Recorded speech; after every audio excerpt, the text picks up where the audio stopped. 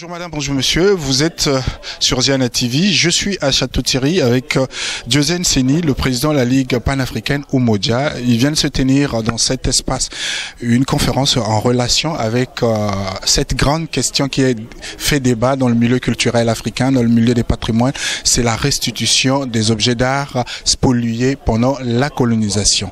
Et pendant votre intervention, vous avez dit que la question ne se posait même pas. Pourquoi vous estimez que cette question ne se pose même pas? En fait, ce débat est pollué par l'idée que les Africains seraient incapables de recueillir les objets d'art qui ont été pillés, spoliés par les États aujourd'hui qui les exploitent chez eux. En fait, le débat a montré qu'il y a des lieux, il y a des endroits en Afrique. Par exemple, à Dakar, il y a un musée qui est aujourd'hui dans les normes internationales, musée en tout cas du peuple noir, entre guillemets, qui permet de recueillir tous ces objets momentanément, de façon à ce que les pays qui ne sont pas en situation de les recueillir et de les préserver puissent les avoir au moins sur le continent africain. Ça serait déjà une partie du travail qui est fait. Et autre chose, c'est qu'il y a d'autres pays aussi qui ont des musées. On parle de Dakar, il y a des pays qui ont des musées, donc on peut régler ce problème. Donc le débat qui est un peu, on va dire, pollué par cette question de l'incapacité à préserver ne devrait même plus en fait être pollué par ça. Tout simplement. Vous estimez que c'est tout à fait normal, c'est tout à fait naturel, on pourra dire que les œuvres créées par les Africains restent en Afrique. Les œuvres devraient rester en Afrique. Pourquoi pas sortir pour aller faire le tour du monde? Parce que l'art n'a pas de frontières, en effet. Mais il y a quand même des peuples qui ont été à la base de ces réalisations. On ne peut pas les ignorer. Et surtout pour nous, ces œuvres sont sorties dans le cadre de la colonisation. Et donc, les réparations coloniales ne sont pas juste sur des questions économiques ou financières. Quoique là aussi, si nous regardons bien, ces œuvres ont enrichi par le fait que le tourisme a été, comment on appelle ça, rendu prestigieux dans ces pays grâce à ces œuvres. Donc oui, il faudrait absolument travailler sur cette question. Ouais. Et qu'est-ce qui explique que pendant des années, le sujet ne faisait pas débat et que tout d'un coup ça arrive?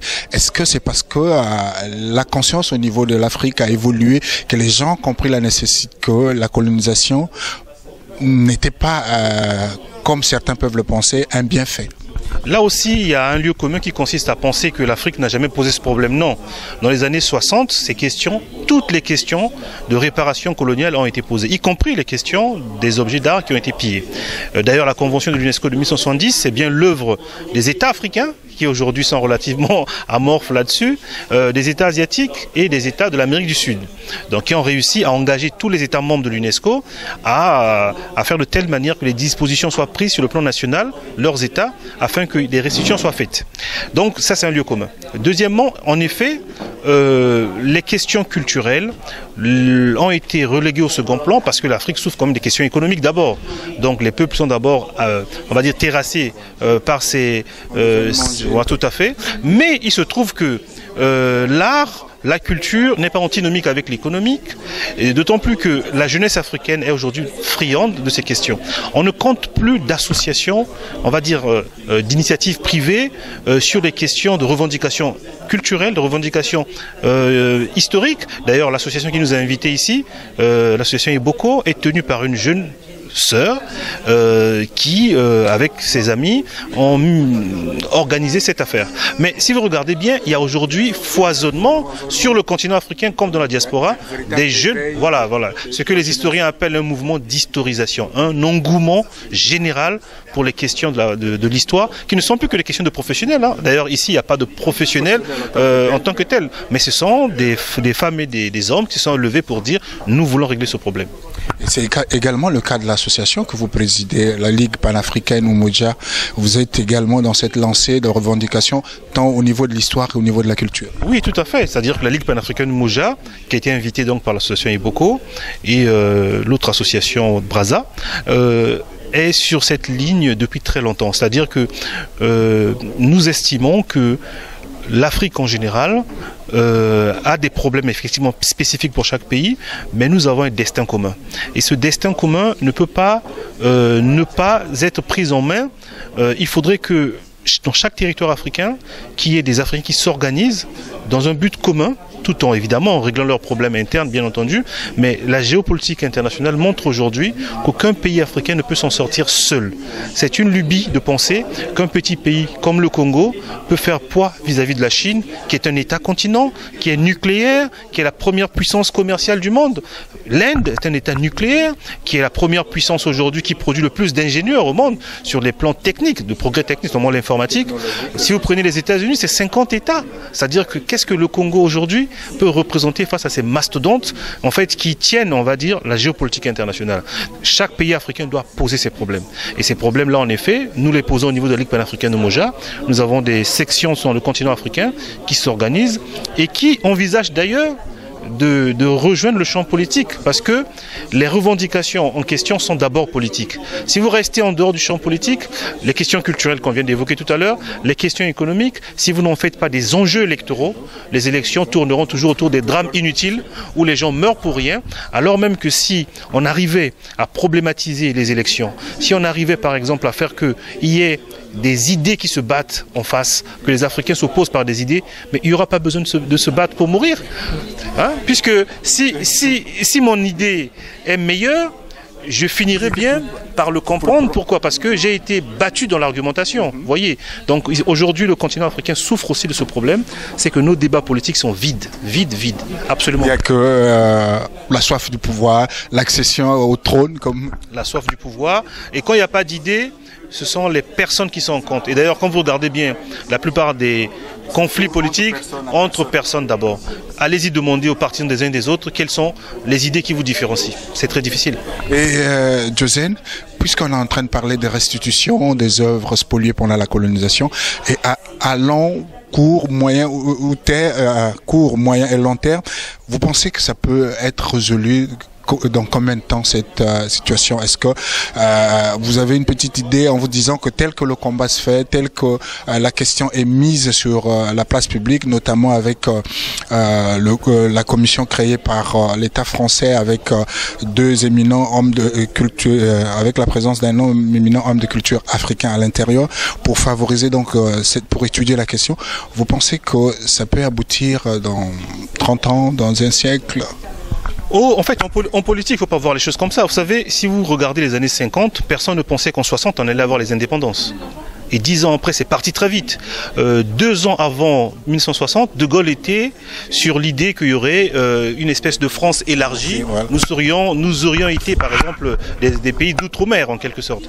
D'ailleurs, le vote de oui, enfin le vote de 1958, auquel Sékou Touré... Le nom de Sékou Touré. Un coup de grâce, c'est Sékou Touré qui a cassé le projet de Gaulle. Bon, bref, c'est pour dire qu'en politique, on ne peut pas dire ça. Il y a quand même une réalité, c'est que la jeunesse africaine, aujourd'hui, a pris à bras-le-corps ces questions culturelles, ces questions économiques. Et on ne peut pas prédire que dans 2 ans, dans 3 ans, vous savez, qui pouvait penser qu'on pouvait faire une marche ou des marches sur le continent le même jour? Il y a quelques années, c'était impensable. Maintenant, c'est possible avec la facilité que les nouvelles technologies nous ont donnée. En effet, c'est bien ça. Donc, en tout cas, ce qui est certain, c'est qu'il y a évidemment un drame. L'Afrique vit un drame. Il y a une tragédie énorme sur la jeunesse, mais il y a aussi une frange de la jeunesse qui est peut-être un espoir, qui est en fait sensible à ces questions historiques, culturelles, politiques. Et cette frange, on a tout intérêt à ce qu'elle gagne de plus en plus d'espace pour que la classe politique africaine soit renouvelée, on va dire, de façon qualitative. Une dernière question, Diogène. Quand vous visitez un musée français, un musée en Occident, prenons par exemple le musée du Quai Branly, il y a plein d'œuvres qui viennent d'Afrique. Vous vous sentez comment? Mais on se sent frustré. Parce que d'abord, ces musées sont là où ils ne veulent pas. Ces objets sont là où ils ne veulent pas être, de 1. Et de 2, ces objets sont mal qualifiés. On parle de musées d'art premier. De musées d'art tout court. C'est-à-dire que avant, on appelait ça musée d'art primitif. Bon, les Africains, les savants africains ont contesté tout ça parce qu'on oublie qu'il y a des combats énormes qui se font au niveau académique, au niveau universitaire, dans les endroits où personne ne vient. Ce que les chers Anta Diop ont fait, c'est inimaginable. C'est-à-dire que toucher la citadelle de la connaissance occidentale sur ces questions-là, c'était juste impensable. Bref, déjà on se sent frustré. On peut avoir une certaine satisfaction de savoir qu'ils sont là, ça existe, mais on a quand même une frustration. Cette frustration est déjà du fait que ce n'est pas au bon endroit, Deuxième frustration, on continue à les nommer de façon coloniale. C'est-à-dire que ce sont des arts premiers. Non, ce sont des arts tout court. Il faut qu'on sorte de là. Et pour sortir de là, c'est à nous de les reprendre et de les nommer comme nous voulons. Si nous disons, nous qui en sommes nous disons que c'est des arts premiers, oui, c'est nous qui le disons. Mais que d'autres qualifient à notre place et on tire quand même le bénéfice, puisque sur le plan économique, ça rapporte. Ça tire les touristes. Voilà. Mais il y a un fait qu'il faut souligner aussi, que la plupart de ces œuvres-là n'ont pas été créées comme des œuvres d'art. Ce sont des objets de la vie quotidienne qui correspondent à certains rites. Mais c'est quoi la modernité? La modernité, c'est de prendre ce qui a été produit dans le passé et de donner à ces objets du passé une certaine valeur. C'était des objets certainement quotidiens, mais pour nous, Africains, qui les auraient eus en héritage, on aurait donné à ces objets. C'est ça la modernité. La modernité, c'est qu'on s'appuie sur un passé que l'on valorise et que l'on rend moderne. Voilà, c'est ça. Et donc, ces objets, en effet, ont été des objets du quotidien, ainsi de suite, mais qui sont devenus, pour nous, la tradition. Vous voyez, c'est ça, en fait. Merci, José. Je vous en prie, merci beaucoup.